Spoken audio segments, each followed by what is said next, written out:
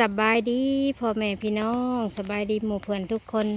มันนี่กะตีดอกคือเก่าเหมือนเดิมพี่น้องเพิ่งตีดอกเพิ่งเปิดน้ำไปนำฝนบ่ตก2 มื้อ 2 วันแล้วพี่น้องเปิดน้ำพดอยู่สวนที่มารับใหม่เด้อพี่น้องเด้ออยู่สวนที่มารับใหม่เปิดน้ำไปนำตีดอกไปนำพี่น้องถ่ายต้นทุเรียนให้พี่น้องเบิ่งน้ำถ่ายดอกทุเรียนให้พี่น้องเบิ่งพร้อม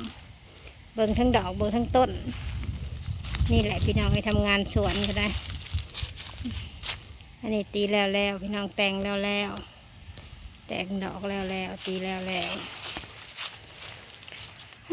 แต่ละมื้อแต่ละวันก็จะอยู่กับหัวกับสวนแบบนี้แหละพี่น้องเอ้ยอยู่น้ำหัวน้ำสวนทุกมื้อทุกวันขึ้นต้นลงต้นช่วงนี้ก็ดอกออกเนาะพี่น้องตีดอกเปิดน้ำไปน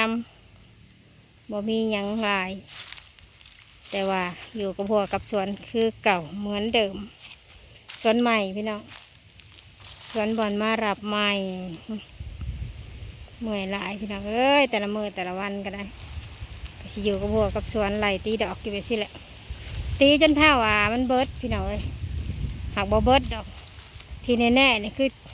จนเท่าดอกลูกทำ2 กำปั้นพวกอะไรยังจะยาตีดอกเลยลมเย็นน้อยๆพี่น้องเอ้ยตีอยู่ยังสั้นเลยพี่น้องเอ้ยตีออกแหละแถวปลายกิ่งปลายงานี่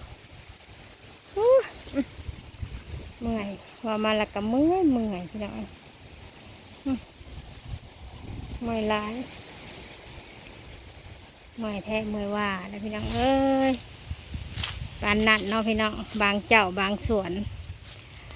ยามได้ขายลงขายเรียนยังอยากจ่ายเงินเท่านี้พี่น้องเพื่อสิได้เงินกับปีหนึ่งเนาะเห็นงานปีก็ได้เพื่อสิได้นี่เพื่อสิได้ดอกออกมาแล้วก็ไล่ตีดอกไปกิ่งพี่น้องเอ้ยตีดอกไปกิ่งแล้วล่ะกายามลูกทุเรียนใหญ่แต่งลูกแต่งหมากโยงเรียนเต้าเรียนเต้าลูกเรียนนะพี่น้องเพื่อสิได้เงินก็บ่ได้แม่นง่ายอันนี้ว่าสำเพาะบางสวนบางเจ้าพี่น้องพอได้ขายทะลงทุเรียนเลยอยากจ่ายเงินเขายากได้บัดทีนี้หักขาเขาเบิกอยู่เบิกกินไปแล้วยังจะจ่ายเขายากเผื่อเขาเห็ดนี่ก็บ่ได้เป็นง่ายๆเนาะพี่น้องเพื่อสิได้ดอกทุเรียนเต็มต้นเต็มกกแล้วสิก็ได้ฉีดหืดฉีดยาคือช่วงนี้ก็ดอกออกก็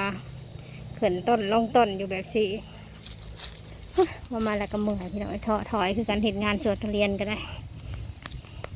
แต่หากของบอลภูเขาอยู่นี่บ่มีดอกพี่น้องแบบนั้นนะเพราะสำเพาะบางสวนซื่อ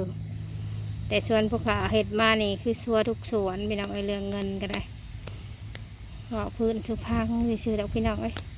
เอาสำนีก่อนเด้อพี่น้อง